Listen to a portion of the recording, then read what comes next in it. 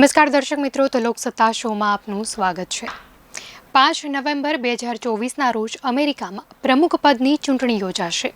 અમેરિકાની ચૂંટણીમાં કમલા હેરિસ અને ડોનાલ્ડ ટ્રમ્પની પ્રથમ રાજકીય ચર્ચાનો વિષય બની છે। આગામી ચૂંટણી પર તેની સીધી અસર પડશે તેવું મનાય છે। યુએસ પ્રેસિડેન્શિયલ ઇલેક્શન પહેલા બીજી પ્રેસિડેન્શિયલ ડિબેટ ડેમોક્રેટિક ઉમેદવાર અને રિપબ્લિકન ઉમેદવાર વચ્ચે થઈ હતી। જો કે કમલા હેરિસ અને ટ્રમ્પ વચ્ચે આ પહેલી ચર્ચા હતી।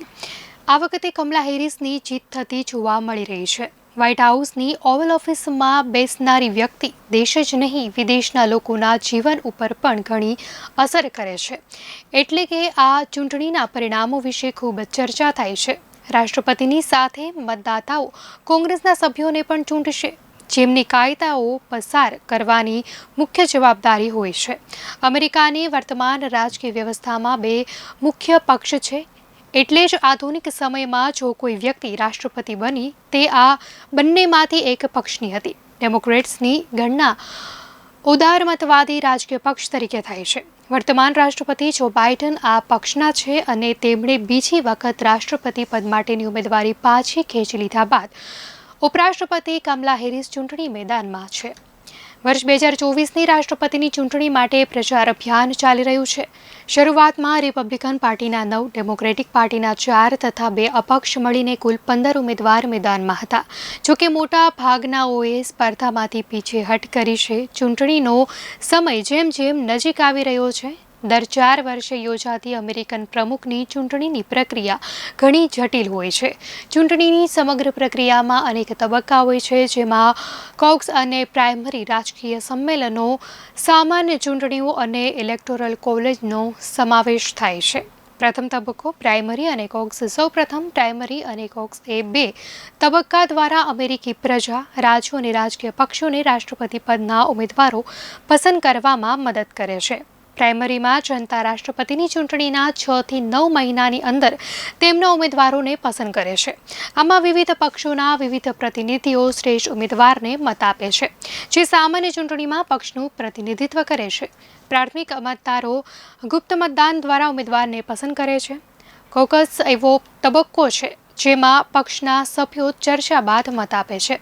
તો બીજો તબક્કો રાષ્ટ્રીય અધિવેશનનો હોય છે, જેમાં રાષ્ટ્રપતિ પદના ઉમેદવાર બનવા માટે પ્રતિનિધિઓની બહુમતી મેળવવી પડે છે। દરેક પક્ષ તેના રાષ્ટ્રપતિ પદના ઉમેદવારને પસંદ કરવા માટે રાષ્ટ્રીય સંમેલન યોજે છે। આ તબક્કામાં પ્રાઇમરી અને કોકસ દરમિયાન ચૂંટાયેલા પ્રતિનિધિઓ તેમના પસંદગીના ઉમેદવારોને સમર્થન આપે છે। સંમેલનોના અંતે દરેક પક્ષમાંથી અંતિમ ઉમેદવારની જાહેરાત કરવામાં આવે છે। રાષ્ટ્રીય અધિવેશનમાં રાષ્ટ્રપતિ પદના ઉમેદવાર પોતાના માટે ઉપરાષ્ટ્રપતિ પદના ઉમેદવાર પસંદ કરે છે। એ પછી રાષ્ટ્રપતિ પદના ઉમેદવારો લોકોનું સમર્થન મેળવવા માટે દેશભરમાં પ્રચાર કરે છે। પ્રેસિડેન્ટ માટે ચૂંટણી લડી રહેલા દરેક ઉમેદવાર પાસે મતદારોનું પોતાનું જૂથ હોય છે, જેને સ્લેટ કહેવાય છે। જ્યારે લોકો રાષ્ટ્રપતિ પદના ઉમેદવારને મત આપે છે, ત્યારે તેઓ વાસ્તવમાં તેમના ઉમેદવારના મનપસંદ મતદારોને પસંદ કરતા હોય છે। અમેરિકામાં લોકો સીધા જ પ્રમુખને નથી ચૂંટતા। પ્રમુખની ચૂંટણી માટે લોકો સીધું મતદાન કરે છે, પણ પ્રમુખ પદના વિજેતા ઇલેક્ટોરલ કોલેજમાં તેમને મળેલા મતોના આધારે નક્કી થાય છે, અને આ પ્રક્રિયા અટપટી છે। કુલ 538 ઇલેક્ટોરલ કોલેજ વોટ છે, જેમાંથી વિજેતા બનવા માટે 270 કે તેથી વધુ મત મેળવવાના રહે છે। તો રાષ્ટ્રપતિ કોણ બનશે તેના ઉપર મતદારોની નજર હોય છે। હાઉસ ઓફ રિપ્રેઝેન્ટેટિવની તમામ 435 તથા સેનેટની 33 બેઠક ઉપર મતદાન યોજાશે। હાઉસમાં રિપબ્લિકનોનું પ્રભુત્વ છે, તો સેનેટમાં ડેમોક્રેટ્સની બહુમતી છે।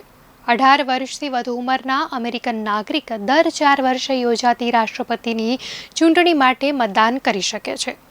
જાન્યુઆરી મહિનામાં રાષ્ટ્રપતિની સત્તાવાર શપથવિધિ યોજવામાં આવે છે। દર્શક મિત્રો, આ માહિતી આપને કેવી લાગી? આપની પ્રતિક્રિયા ચોક્કસથી જણાવશો।